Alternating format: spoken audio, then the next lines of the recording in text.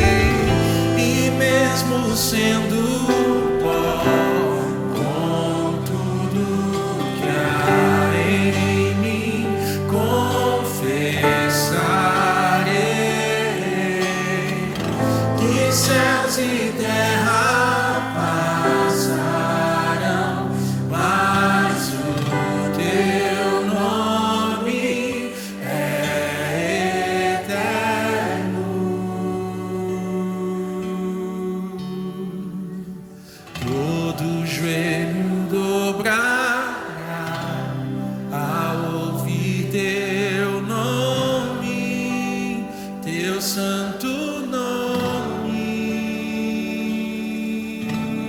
Todo ser confessará, louvado seja o teu nome, teu santo nome.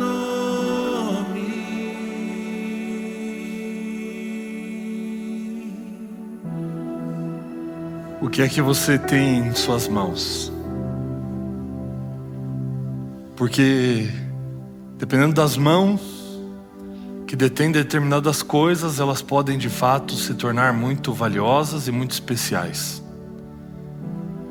Uma bola de futebol nas minhas mãos, ela pode valer aí os seus 99,90. Mas essa mesma bola nas mãos do Messi pode valer milhões. Uma bola de basquete nas minhas mãos não vai ter muito valor, mas nas mãos do LeBron James ela vale muito. Assim como uma raquete de tênis nas minhas mãos, diferentemente de uma raquete nas mãos do Djokovic. Um pedaço de pau nas minhas mãos pode servir para espantar alguns animais, mas as mãos de Moisés abriu o grande mar. Pregos nas minhas mãos podem até servir para fixar alguma coisa, mas pregos nas mãos de Jesus serviram para dar salvação para toda a humanidade. O que é que você tem em suas mãos? E por que é que isso ainda está em suas mãos, quando você pode colocar tudo isso nas mãos de Jesus? Eu não sei o que você trouxe em suas mãos hoje para cá. Talvez você tenha entrado aqui trazendo nas mãos sonhos, planos, projetos. Eles precisam ser colocados nas mãos do Senhor. Mas talvez você tenha entrado aqui e só trouxe nas mãos um pedido muito especial, por conta de uma situação difícil. Talvez você trouxe em suas mãos frustração, perdas, desilusões. Você não quer colocar isso nas mãos do Senhor. Eu quero convidar você para que nesse momento nós possamos nos colocar nas mãos dele. Porque em Isaías capítulo 41, versículo 13, o próprio Deus nos diz: pois eu sou o Senhor, o seu Deus, que o segura pela mão direita. Ele diz: não tema, eu o ajudarei. Você deseja se colocar nas mãos do Senhor para ver o que é que Ele pode fazer comigo e com você? Se esse é o desejo do seu coração, aqueles que puderem, vamos nos ajoelhar e vamos orar a Deus, pedindo que Ele nos tome em suas mãos.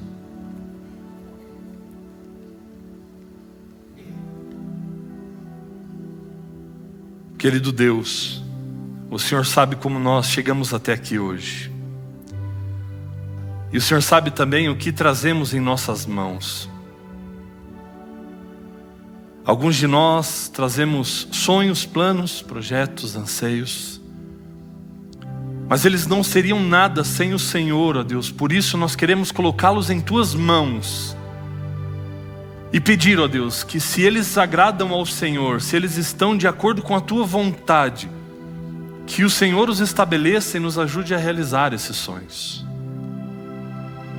Mas se eles não estiverem relacionados contigo e com a Tua vontade, que o Senhor nos ajude a termos novos sonhos, novos planos, que possam nos levar para mais perto do Senhor.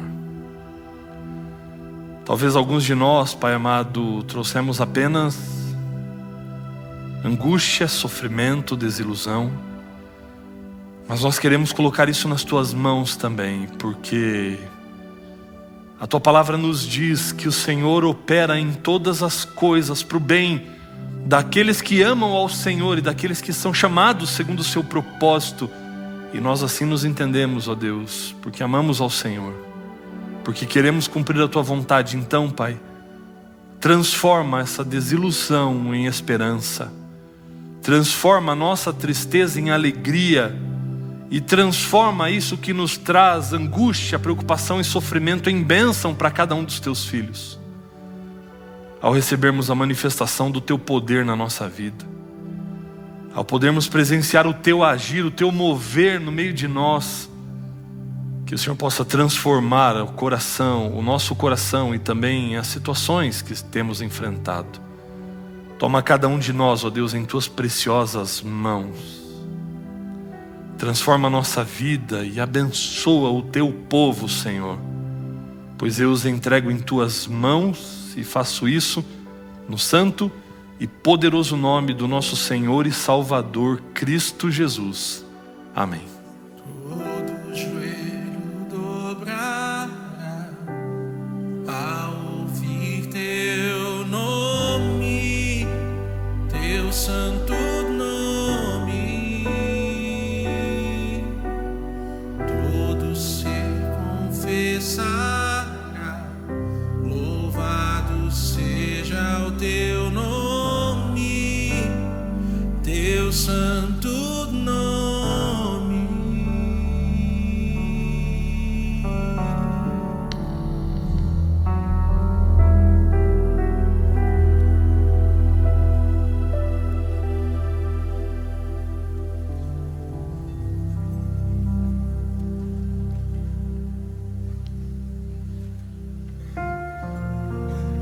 Quantas bênçãos, conta quantas são recebidas da divina mão.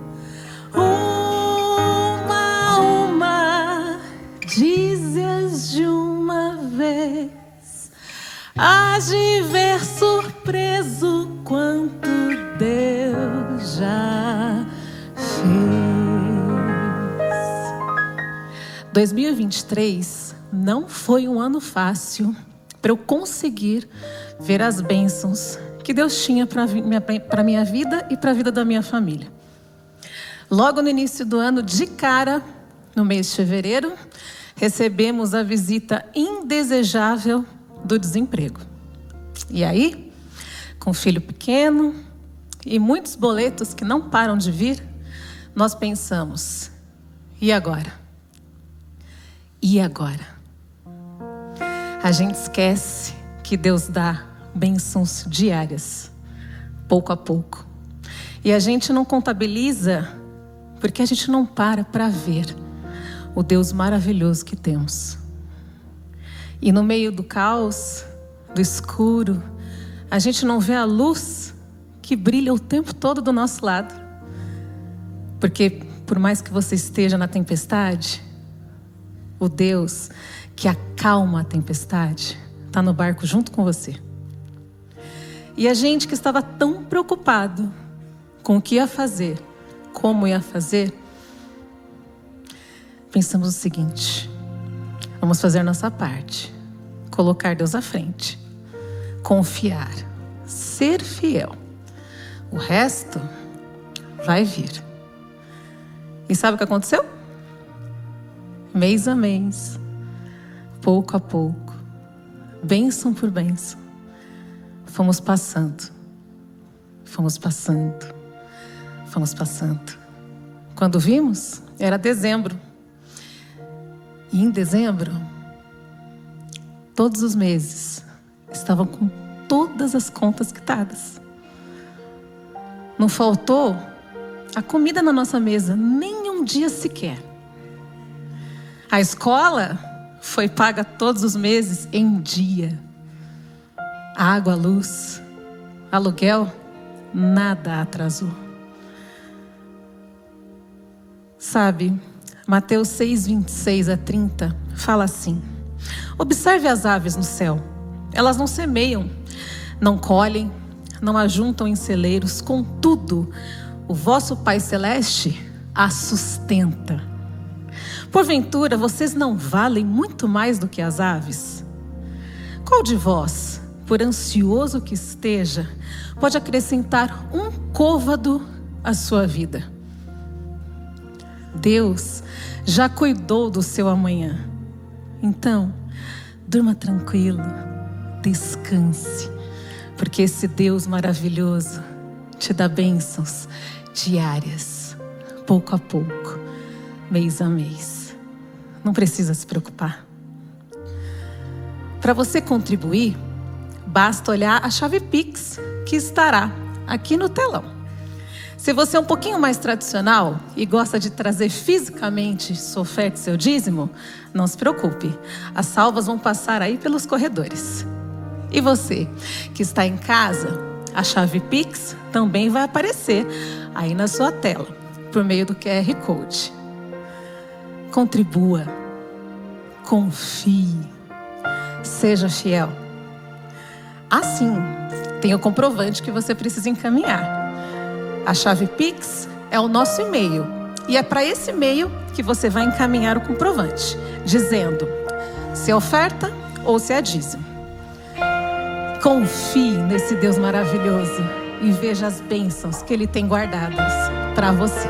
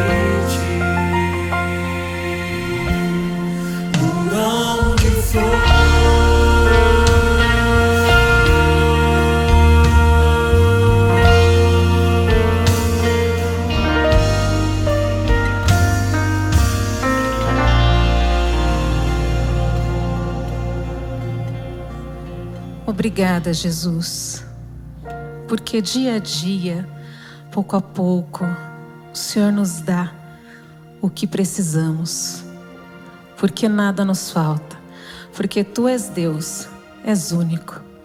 Nos ajude a ver e contabilizar cada bênção e a devolver para Ti um pouquinho do muito que o Senhor nos dá. Obrigada, Pai. Amém.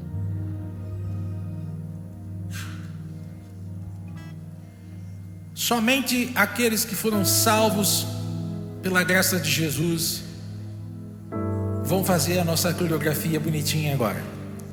Ela diz assim: eu te louvarei, te glorificarei, eu te louvarei,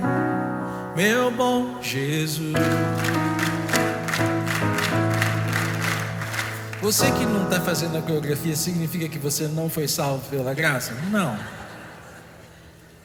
Mas significa que você não recebeu o dom da coordenação, pode ser. Então vou te dar outra chance, tá? Vamos junto. De novo. Eu te louvarei, te glorificarei. Eu te louvarei, meu bom Jesus. Lindo. Se fizer isso sentado, pode dar um infarto em você. Então levanta e vamos cantar.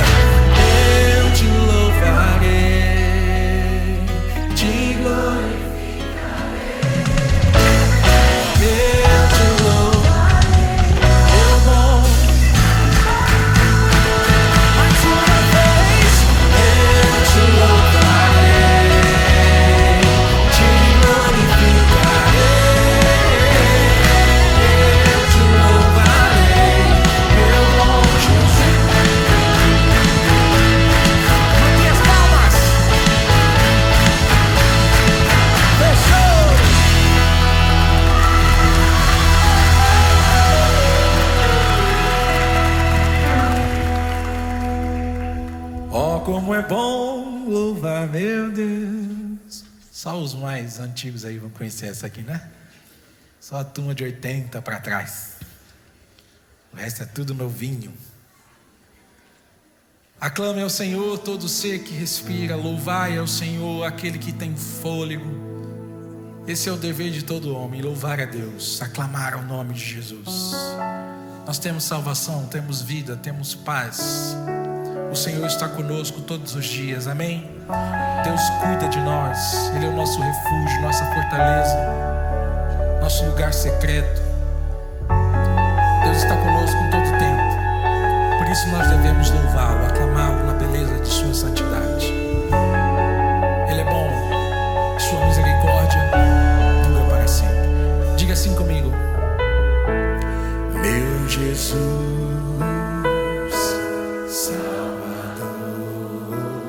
outro igual não há. Todos os dias quero louvar as maravilhas de teu amor. Consolo, abrigo, força e refúgio é o Senhor. Com todo o meu ser, com tudo que sou, sempre te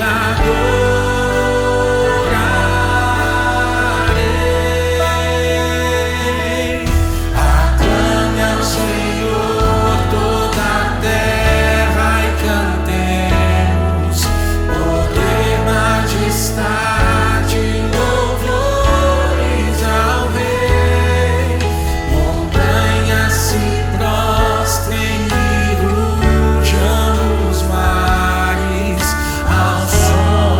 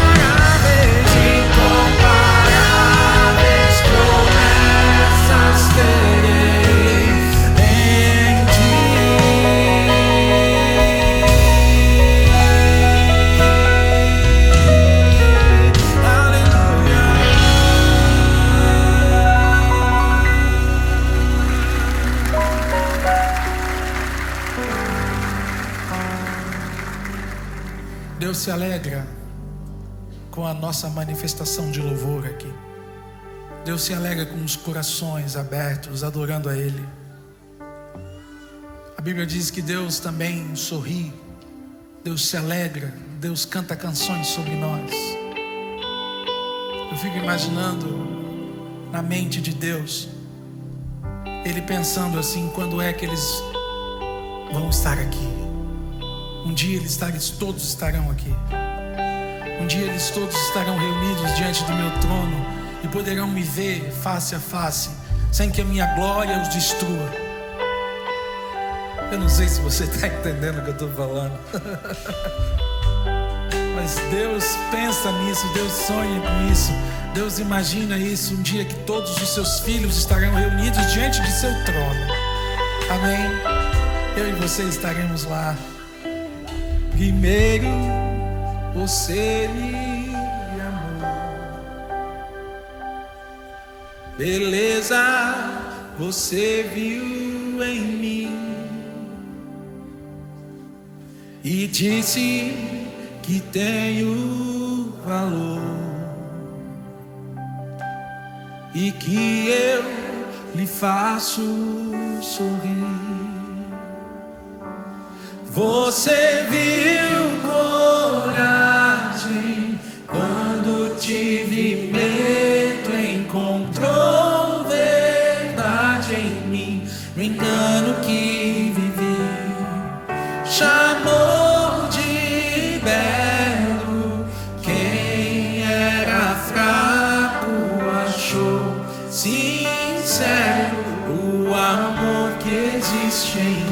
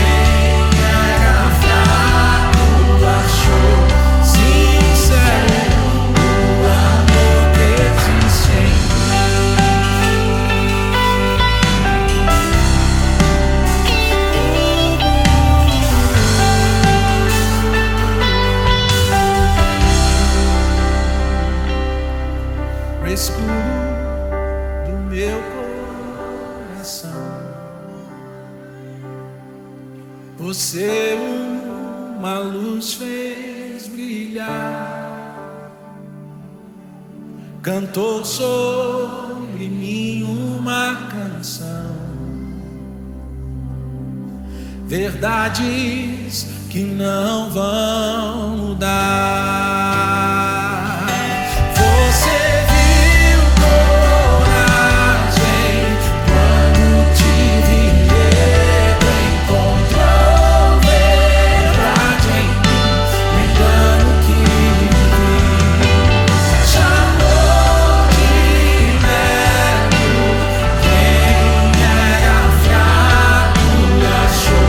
Sincero, o amor que existe em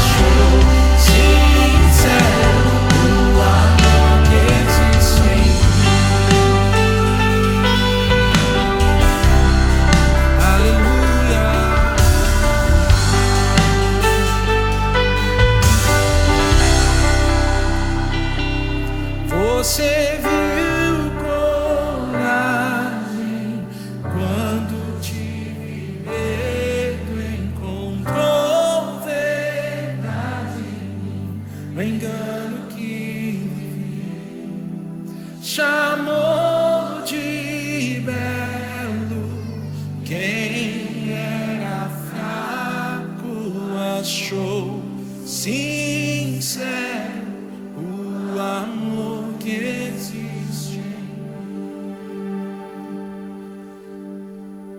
Querido Deus, muito obrigado, ó Pai, porque o Senhor nos encontrou no caminho da nossa vida.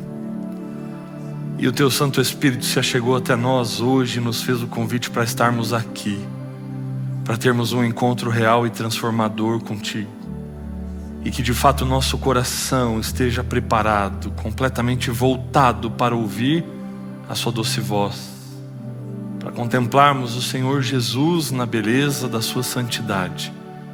E que possamos sair daqui de fato transformados pelo mover do Teu Santo Espírito em nós. Em nome de Cristo Jesus. Amém, Senhor. Amém.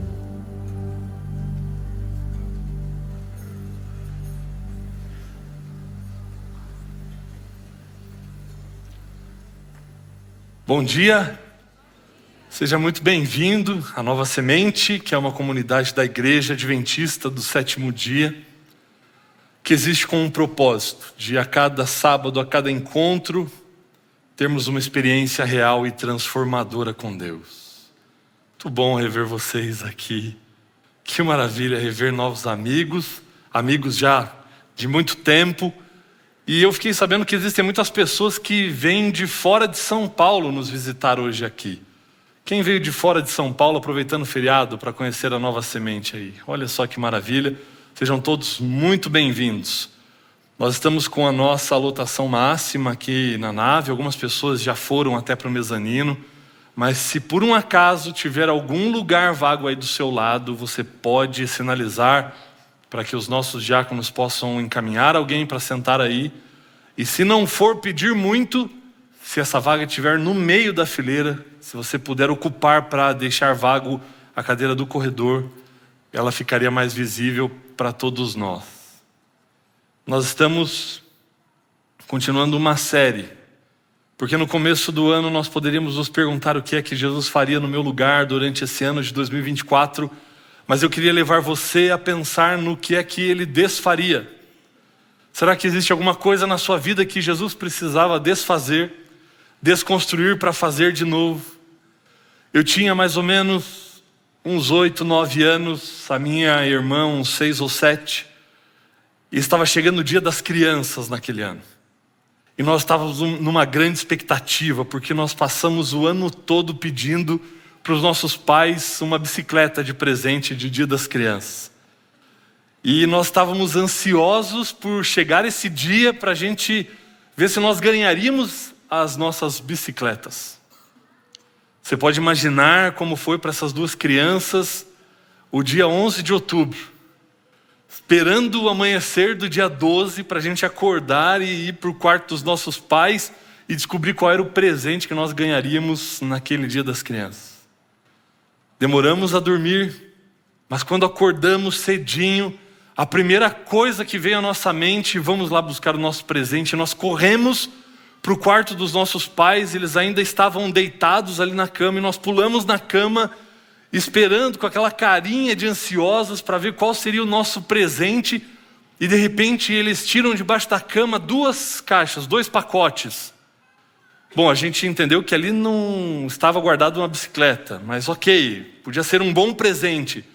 E nós pegamos aqueles 2 pacotes nas mãos e nós começamos a abrir o pacote.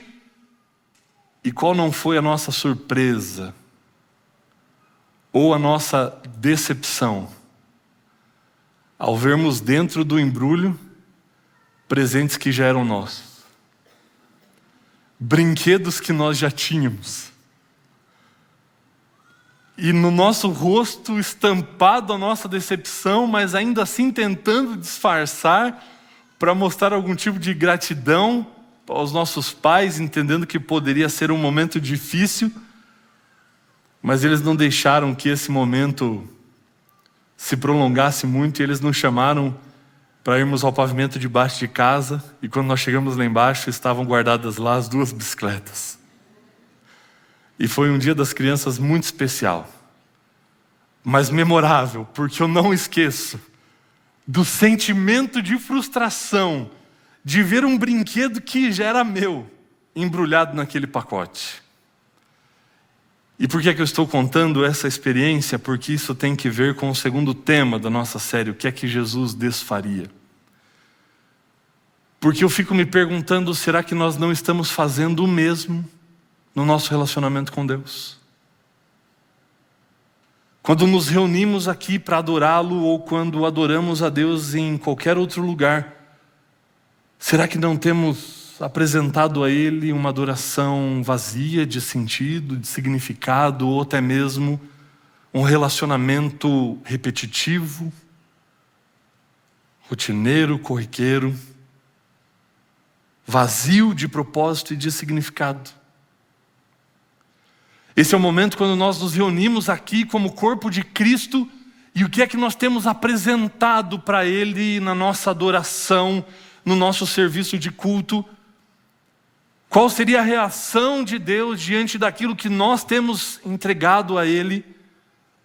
Será que quando Ele abre o pacote da nossa adoração, Ele vê apenas mais do mesmo, uma coisa mecânica, repetitiva, sem sentido? Ou será que de fato nós estamos entregando para Ele uma adoração renovada, cheia de propósito e de significado?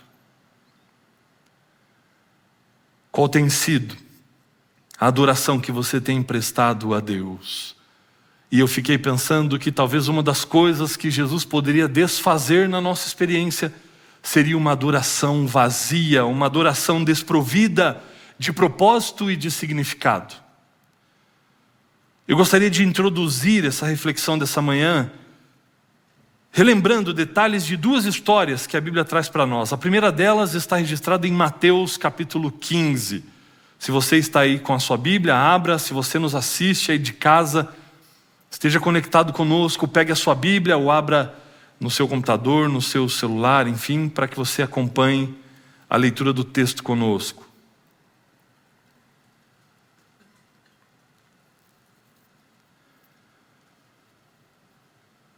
E nós vamos refletir hoje um pouco a respeito de que adoração nós temos apresentado ao Senhor.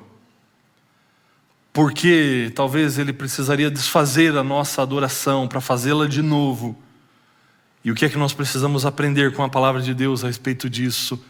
Mateus capítulo 15, vamos ler os 2 primeiros versos, e na minha Bíblia eu leio assim: Então alguns fariseus e mestres da lei, vindos de Jerusalém, foram a Jesus e perguntaram: Por que os seus discípulos transgridem a tradição dos anciãos ou dos líderes religiosos, pois não lavam as mãos antes de comer? Eles estavam ali para participarem de uma refeição, e esses líderes religiosos, fariseus, eles não viram os discípulos lavarem as mãos antes de comer. Mas antes que você tenha um pensamento errado sobre isso, porque você pode dizer, mas justo nessa preocupação, ou justa a preocupação. É higiênico você lavar as mãos antes de comer. Ainda mais porque naquela cultura você se vale das mãos para comer muitas coisas mesmo. Você não vai usar os talheres. Mas os fariseus não estavam preocupados com a saúde dos discípulos aqui. A preocupação deles não era de que os discípulos ingerissem algum tipo de bactéria que pudesse lhes trazer algum desconforto. A questão aqui não é essa. A preocupação, eles nem estavam preocupados, na verdade, com o cuidado disso na vida dos discípulos. Eles estavam preocupados em achar um ponto para poderem se opor a Jesus e incriminá-lo de alguma coisa. Para que distanciassem Jesus do contexto deles como líderes religiosos. Para mancharem a imagem, a reputação de Jesus como um líder, como um rabino, como um mestre. A preocupação deles era de impureza religiosa, cerimonial. Porque diante de todas as interpretações que os fariseus tinham a respeito de como eles deveriam observar a Torá, a lei de Deus, eles estabeleceram regras muito pesadas e para muito além do que era o propósito das Escrituras.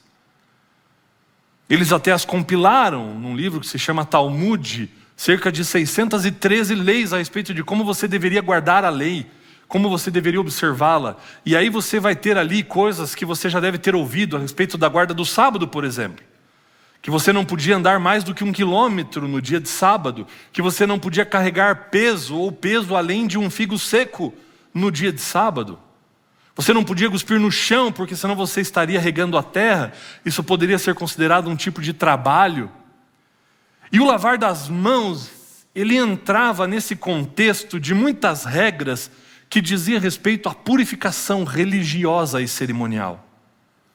De onde possivelmente tenha vindo essa preocupação com o lavar das mãos? Com alguns textos do Antigo Testamento, que ressaltavam a importância disso no contexto cerimonial, religioso, litúrgico, ritualístico do Antigo Testamento, como o Êxodo, por exemplo, 30, versículos 17 e 21, onde a Bíblia vai mencionar que os sacerdotes lavavam as mãos antes de entrar no santuário. Existiam vários ritos de purificação. Salmo 24, versículos 3 e 4 diz assim: quem poderá subir no monte do Senhor? Quem poderá entrar no seu santo lugar? Aquele que tem as mãos limpas e o coração puro. A preocupação deles com o lavar das mãos era simplesmente baseado na tradição dos líderes religiosos, que ao darem a sua interpretação a respeito de como os preceitos da lei deveriam ser observados, impunham sobre o povo. E aqui a gente vai entender também a realidade de um outro texto, quando Jesus diz: vinde a mim, todos os que estáis cansados e sobrecarregados, e eu vos aliviarei. Tomai sobre vós o meu jugo e aprendei de mim, porque sou manso e humilde de coração. Alguns acham que esse jugo é aquilo que coloca sobre o boi, né? Para arar a terra. Não é disso que Jesus está falando. Quando Jesus menciona essas palavras diante do povo, ele vai dizer: tomai sobre vós o meu jugo e aprendei de mim. Por que ele diz isso?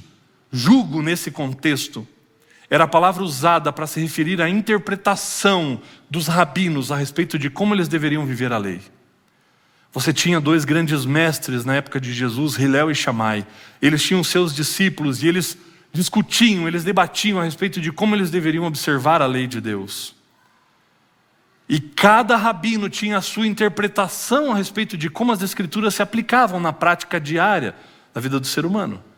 Essa interpretação era chamada de o jugo desse rabino. Era a maneira como ele julgava que a Bíblia deveria ser vivida e interpretada. Um fardo muito pesado. E aí quando Jesus olha para essas pessoas, ele diz: vinde a mim, todos aqueles que estão cansados e sobrecarregados.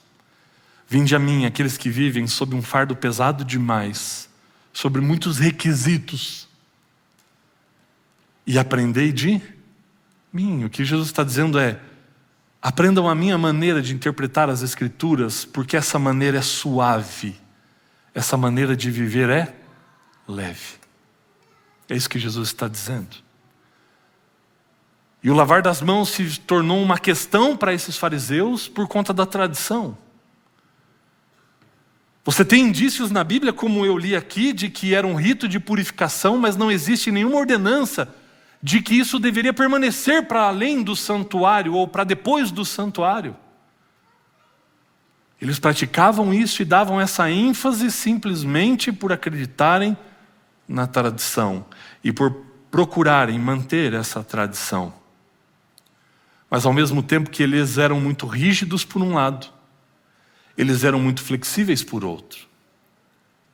Porque por um lado eles diziam que não podia se andar mais do que 1 quilômetro no dia de sábado, mas para tentar burlar isso, quando precisavam andar mais do que 1 quilômetro, eles pensavam: bom, mas a palavra casa significa em hebraico lugar onde se come pão. Então se você anda 1 quilômetro e ali depois de 1 quilômetro você come um pedaço de pão, então você dali pode andar mais 1 quilômetro. Bom, mas como é que você carrega o pão? Havia uma medida, você poderia carregar um pedaço que pesasse a equivalência de um figo seco.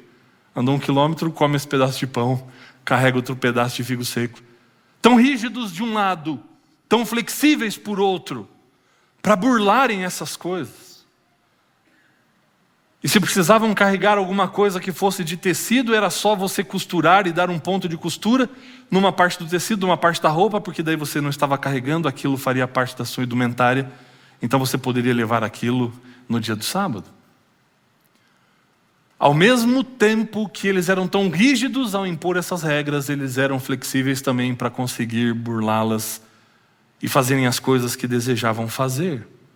E Jesus vai evidenciar isso com relação a alguns mandamentos. E é nesse contexto que se dá a continuidade da perícope que nós estamos estudando aqui. Leia comigo o verso 3 do capítulo 15 de Mateus, para ver a resposta que Jesus dá a esses homens. Respondeu Jesus: e por que vocês transgridem o mandamento de Deus por causa da tradição de vocês? Jesus vai escancarar a hipocrisia desses homens, porque usando também preceitos da tradição, eles acabam quebrando preceitos da lei de Deus, e Jesus vai especificá-los. Pois Deus disse: honra teu pai e tua mãe, e quem amaldiçoar o seu pai e a sua mãe terá que ser executado. Mas vocês afirmam que se alguém disser a seu pai e sua mãe: qualquer ajuda que vocês poderiam receber de mim é oferta dedicada a Deus, ele não está mais obrigado a honrar o seu pai e a sua mãe dessa forma. Assim, por causa da tradição de vocês, anulam a palavra de Deus. Hipócritas, bem profetizou Isaías acerca de vocês, dizendo: este povo me honra com os lábios, mas o seu coração está longe de mim. Em vão me adoram.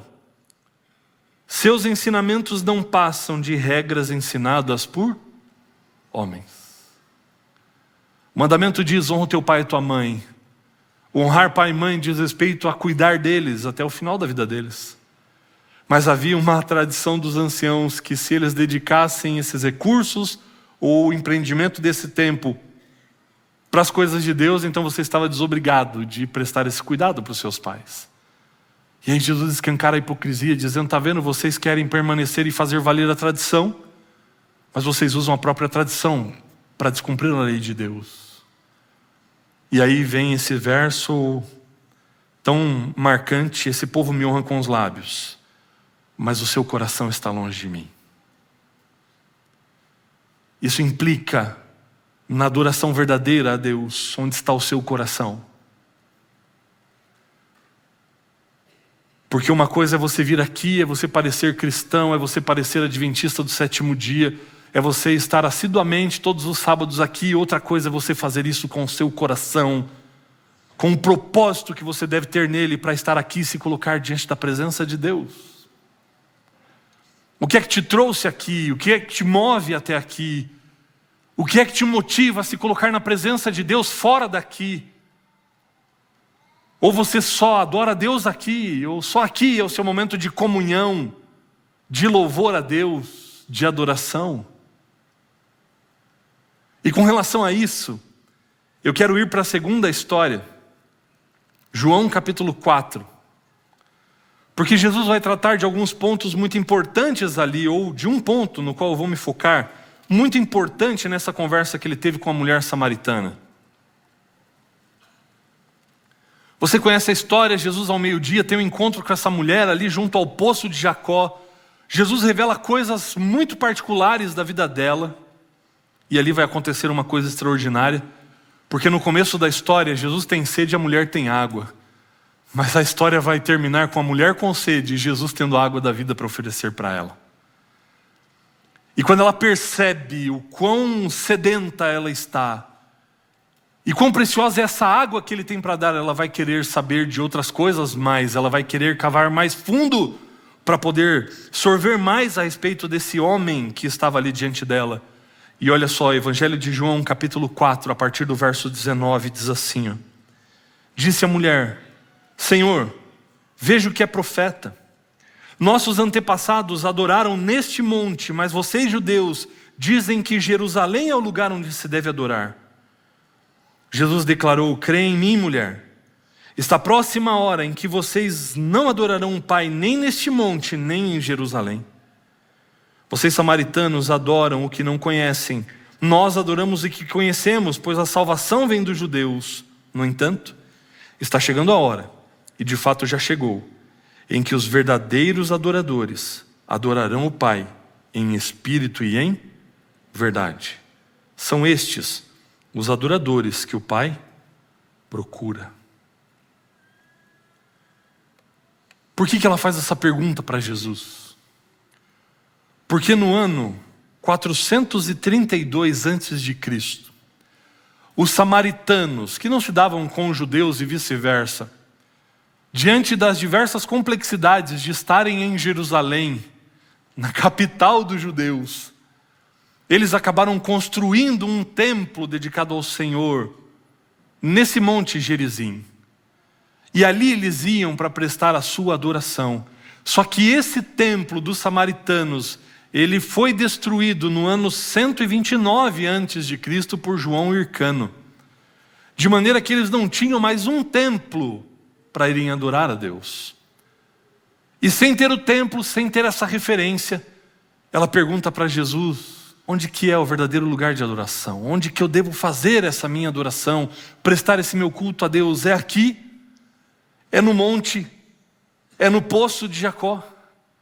Ou eu devo de fato ir a Jerusalém, porque lá é o verdadeiro lugar de adoração? E a resposta de Jesus para essa mulher, na verdade, é: nem aqui, nem lá. Porque os verdadeiros adoradores adorarão o Pai em espírito e em verdade. E para que isso aconteça, depende de lugar. Não importa o lugar onde você está. A pandemia trouxe para nós, ou potencializou, os cultos online. E aí nós temos a nossa igreja repleta, mas nós temos milhares de pessoas nos assistindo pela internet. E talvez essa possa ser a dúvida de alguém que está aqui e que veio porque sentiu que precisa de fato estar aqui. E a dúvida de alguém que está em casa, assistindo em algum outro momento, ou no sábado de manhã. Onde eu devo adorar? Em casa ou aqui? Em casa tem o mesmo valor? Se não vier aqui, não vale? O que Jesus está querendo dizer é que, com relação ao lugar, pouco importa, no sentido de uma adoração agradável ao Senhor. Porque o que vai importar é a condição do seu espírito, é a condição do seu coração. Com isso eu não estou dizendo que você não precisa estar aqui, porque estar aqui é parte do plano de Deus, é quando o corpo de Cristo se manifesta e se reúne, e nós podemos ver o corpo de Cristo. E como fomos criados como seres relacionais, precisamos uns dos outros, e esse contato aqui não pode ser substituído por nada. O online ele serve como um recurso quando não é possível estar aqui. Quando não é possível se unir à manifestação do corpo fisicamente. Mas não é menos importante, porque vai importar a condição do seu coração.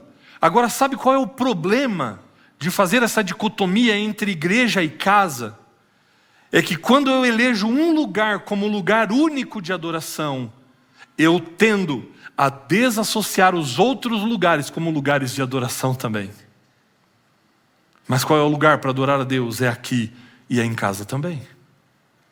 É aqui ou em qualquer outro lugar.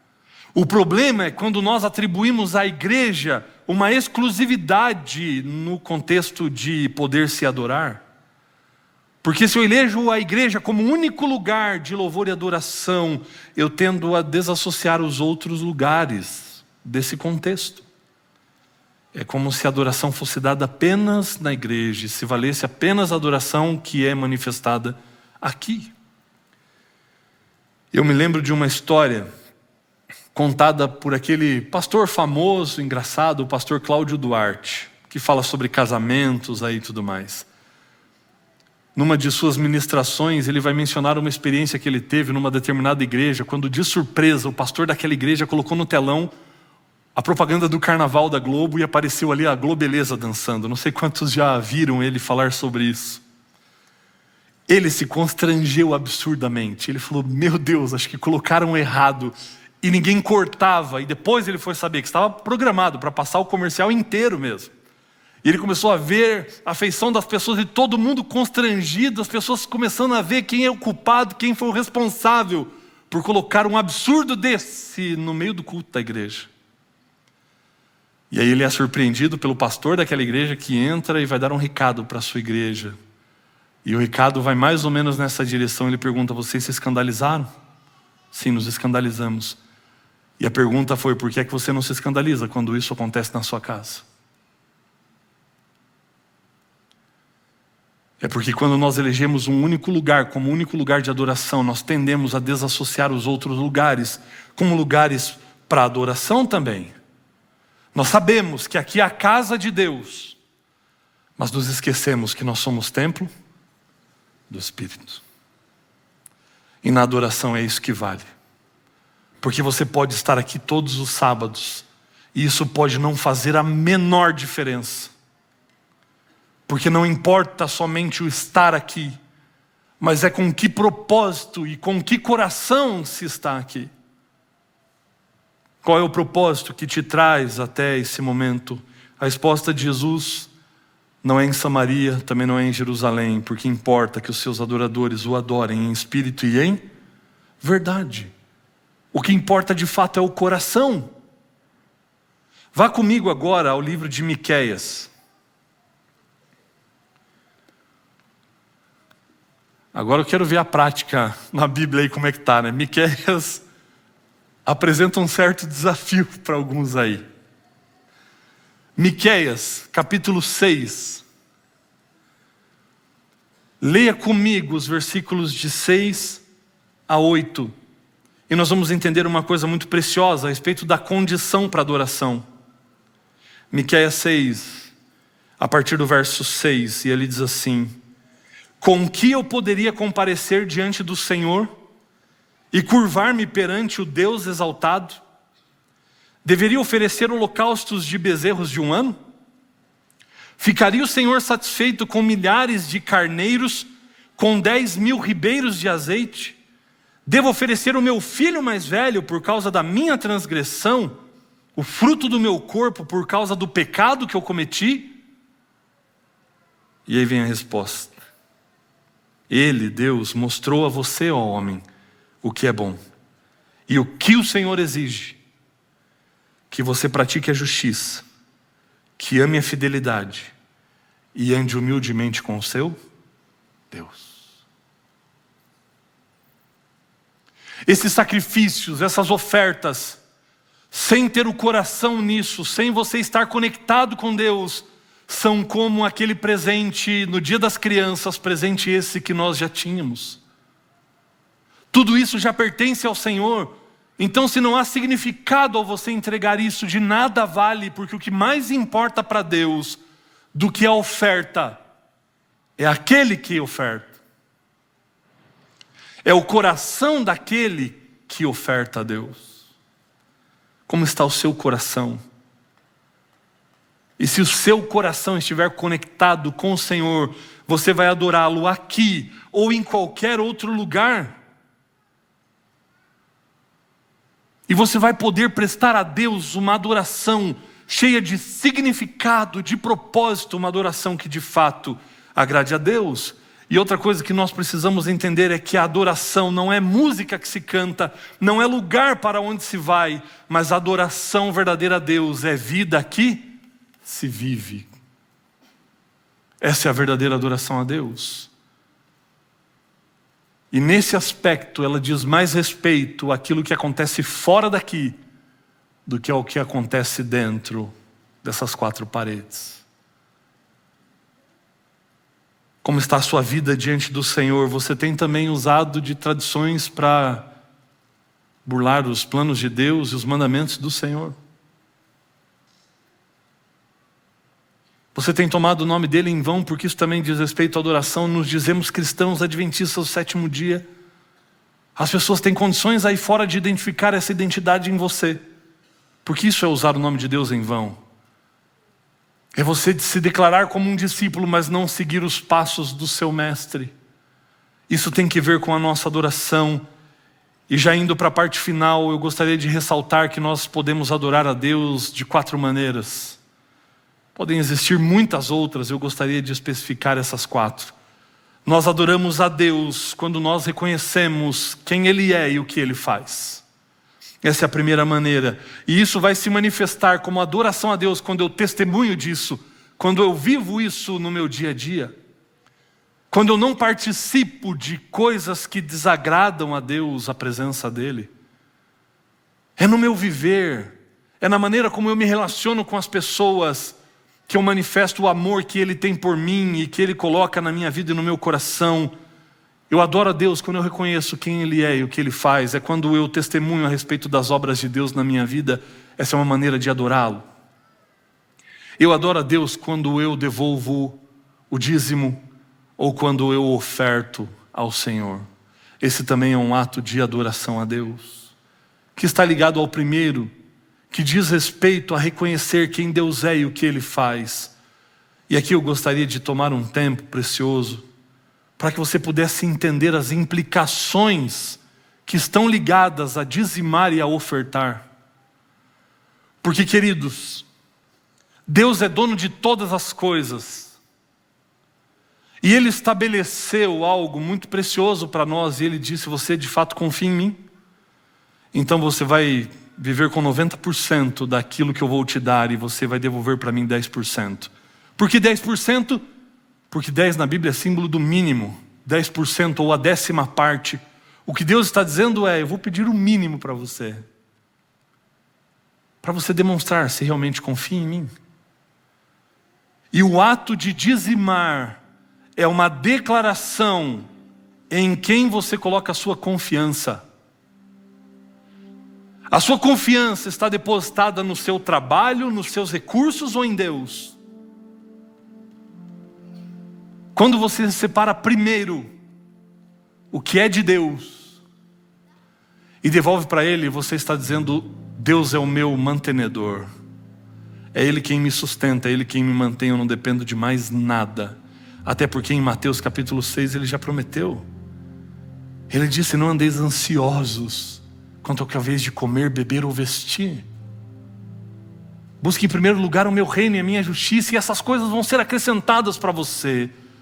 O que Deus prometeu é: não se preocupe, porque o que é essencial para a sua vida não vai faltar. E a questão do dizimar e ofertar diz respeito a isso, se você confia de fato em Deus. Porque quando você pega os seus rendimentos e você pensa: se eu devolver o dízimo não vai dar, você não está confiando de que Deus é dono de tudo e de que Ele é o seu provedor. Dizimar é confiar. Dízimo tem que ver com fidelidade, em quem você confia.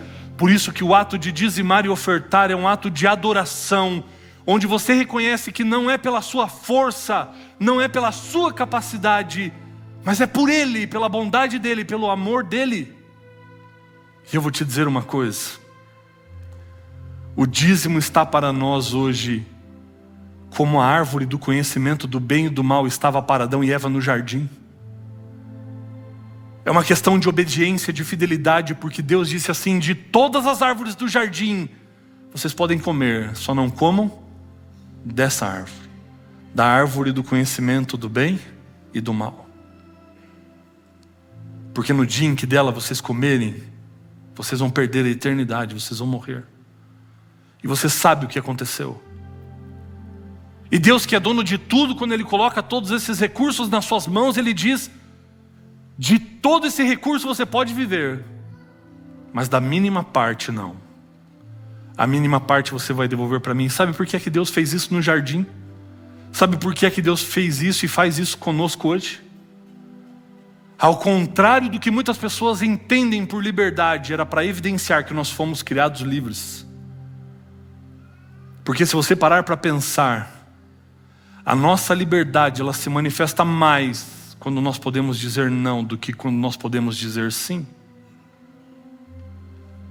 Um dia eu atendi um homem que estava querendo buscar a palavra de Deus, e no meio da nossa conversa ele dizia: pastor, eu prezo muito pela minha liberdade. Sou livre, posso fazer o que eu quiser. E ele foi contando: em virtude disso eu tenho 3 namoradas. Eu saio para beber, eu uso drogas de vez em quando para poder me dar uma excitação. Eu fumo. Tudo que eu quero eu faço. E eu perguntei para ele: você se entende livre dessa maneira? Sim, porque para tudo que eu quero eu falo sim. Ah, é? Você é livre? Sou livre. Então faz o seguinte, se você é livre, pode fazer o que quiser. Termina com essas namoradas aí, porque isso não é plano de Deus. Não, não posso.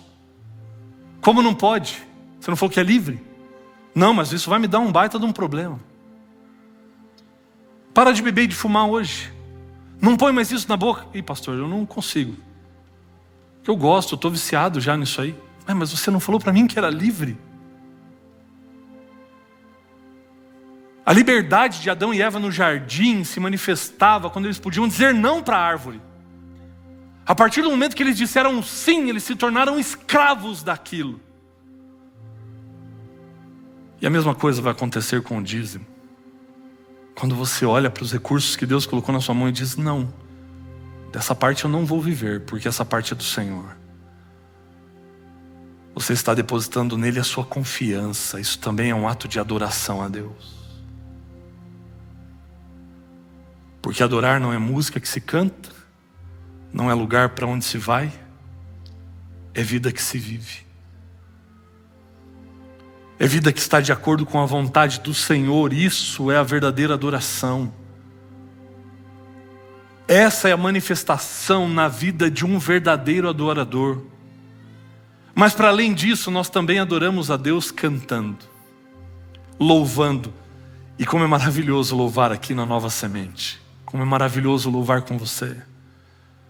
E como o nosso ministro nos conecta de uma maneira tão especial a tudo aquilo que nós cantamos.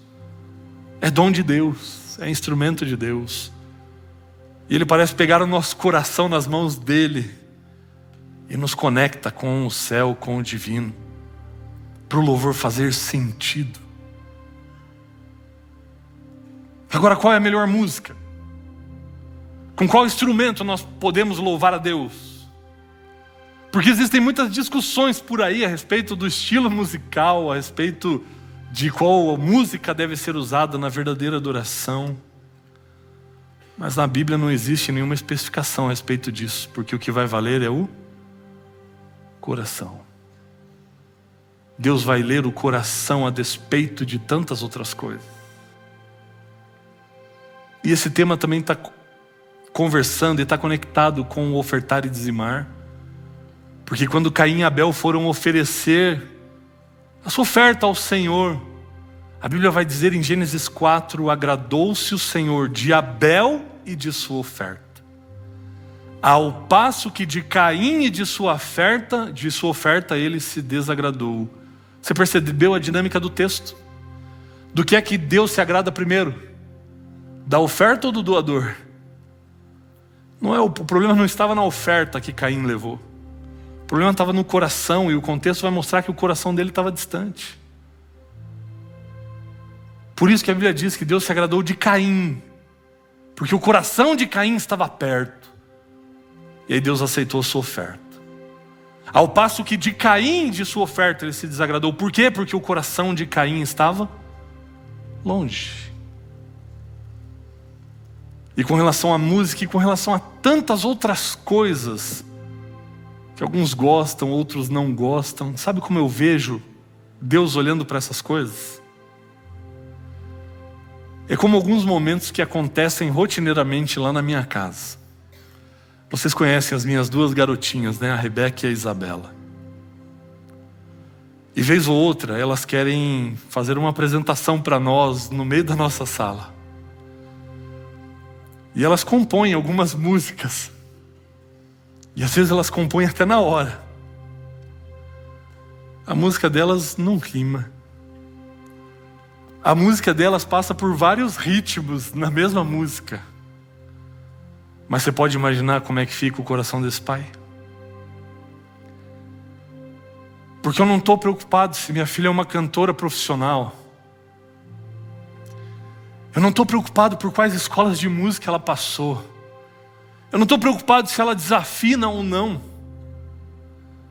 Porque ela está fazendo aquilo com o coração dela. E para mim o ritmo pouco importa.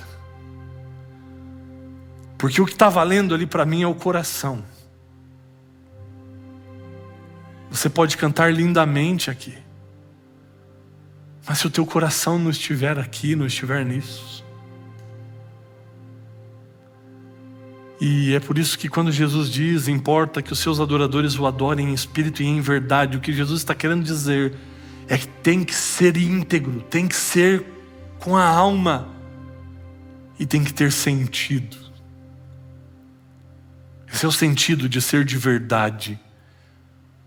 Tem que estar conectado, tem que ter propósito nisso. E por último, eu também adoro a Deus cumprindo a missão que Ele nos confiou.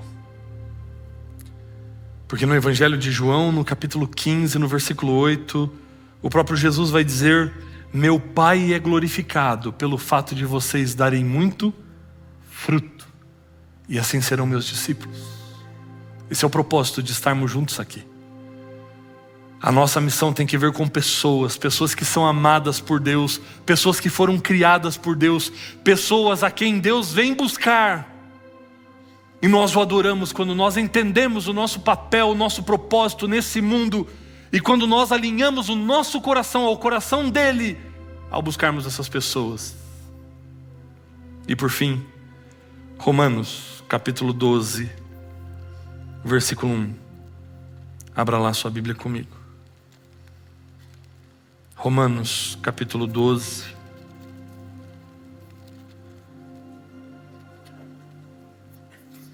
E no versículo 1 nós lemos assim: portanto, irmãos, rogo-lhes pelas misericórdias de Deus que se ofereçam em sacrifício vivo, santo e agradável a Deus. Este é o culto racional de vocês. O que Deus espera é um culto racional e que nos ofereçamos como sacrifícios vivos. E o que significa ser oferecido como um sacrifício vivo? É oferecer todas as nossas faculdades físicas, mentais, intelectuais a Deus. Essa é a verdadeira adoração. Esse é o culto que agrada a Deus, esse é o nosso culto racional. É quando nós empreendemos todas as faculdades das quais Deus nos dotou ao seu serviço, a nossa relação com Ele, para que Ele possa nos usar por completo, de maneira plena, integral, como discípulos dEle, como instrumentos dEle. Antes de nós cantarmos a última música com o louvor, eu quero chamar o Daniel Salles aqui. Como eu disse para vocês, o Daniel, ele é uma bênção, ele é um instrumento poderoso nas mãos do Senhor. E Deus o inspirou e o iluminou com composições extraordinárias. E ele tem uma música que, mais do que uma música, é uma pregação, é um sermão. E ele vai cantar essa música agora. Uma música que fala a respeito do que pode acontecer quando nos tornarmos verdadeiros adoradores. Quando o nosso coração estiver completamente submetido ao Senhor. E quando prestarmos a Ele um culto vivo, racional, e colocarmos à disposição dEle todas as nossas faculdades. Ouça essa música. E se você souber, cante junto conosco. E depois o louvor vai entrar. E nós vamos cantar em resposta a tudo isso, a esse chamado, a esse convite. Se você souber, louve.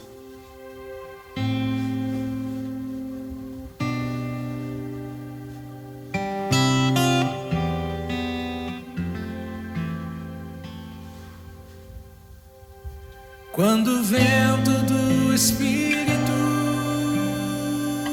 soprar, uma chama viva vai aparecer. Nossos filhos e filhas irão profetizar. Nossos velhos sonharão e a igreja mudará quando a comunhão for a arma principal. E a rotina desses dias sair do seu normal, descerá sobre nós o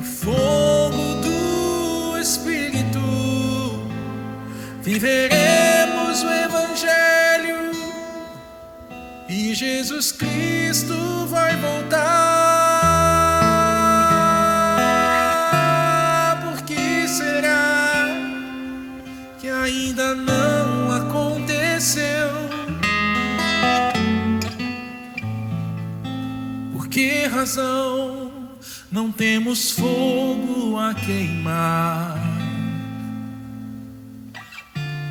Pecados escondidos, uma fé adormecida, mandamentos que insistimos em quebrar.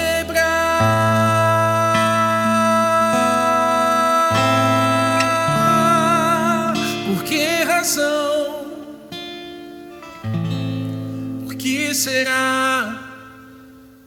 Temos tudo nas mãos, mas não há fogo no altar.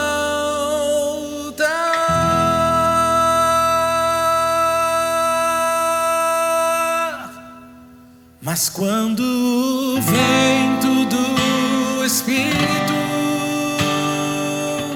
soprar, uma chama viva vai aparecer.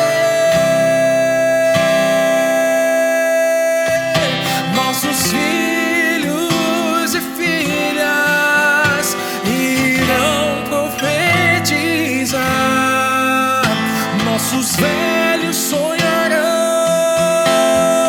e a igreja mudará quando a comunhão for a arma principal.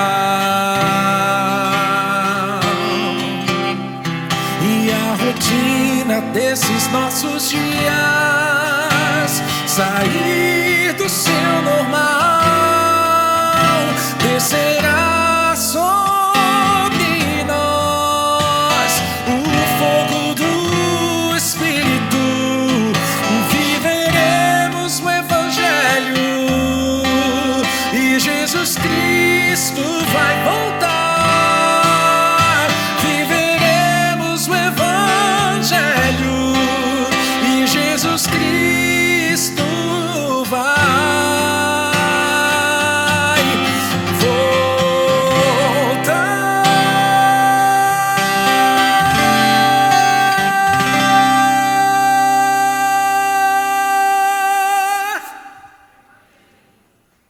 Eu sonho com esse dia, quando de fato o Espírito vai se manifestar de maneira plena e abundante sobre aqueles que já vivem no Espírito, para nós terminarmos essa obra. E o meu maior desejo é que isso comece a partir de nós aqui. O louvor vai entrar e nós vamos cantar a última música, que pode ser uma resposta a esse clamor. Eu gostaria de convidar você a fazer dessa música a sua resposta, para que juntos nós possamos pedir: Senhor, dá-me um coração como o teu e faz de mim um verdadeiro adorador. Se esse é o teu desejo, coloque-se em pé e cante conosco.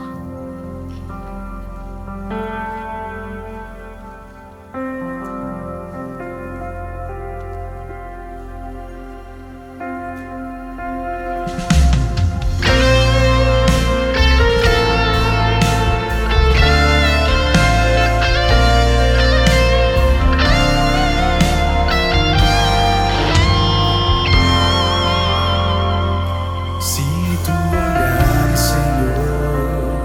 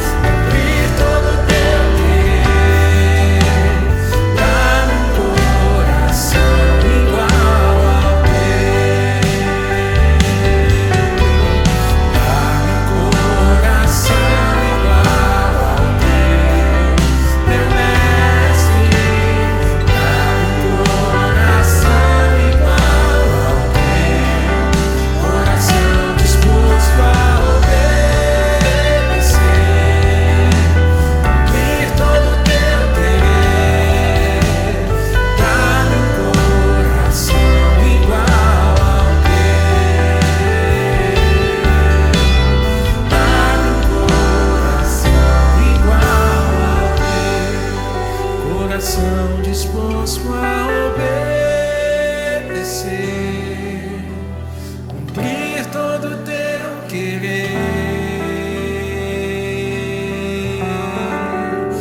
Dá-me um coração igual ao teu.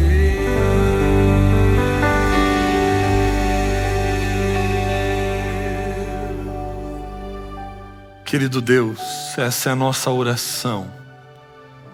E é o maior desejo do nosso coração, termos um coração igual ao teu. Perdoa os nossos pecados, ó Deus. Perdoa pelos caminhos nos quais temos andado. E faz de cada um de nós verdadeiros adoradores. Que estarmos juntos aqui a cada sábado, ou conectados em qualquer lugar, que cumprindo as nossas rotinas diárias, possamos estar com o nosso coração conectado ao teu, para que possamos adorar ao Senhor e exaltar o seu nome com a nossa vida, com as nossas escolhas, com as nossas palavras, em nossas relações.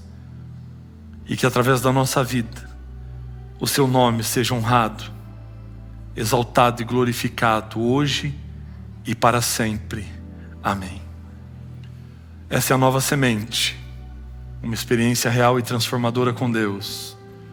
E que você tenha na companhia dele um ótimo restante de sábado. O escuro do meu coração, você uma luz fez brilhar. Cantou sobre mim uma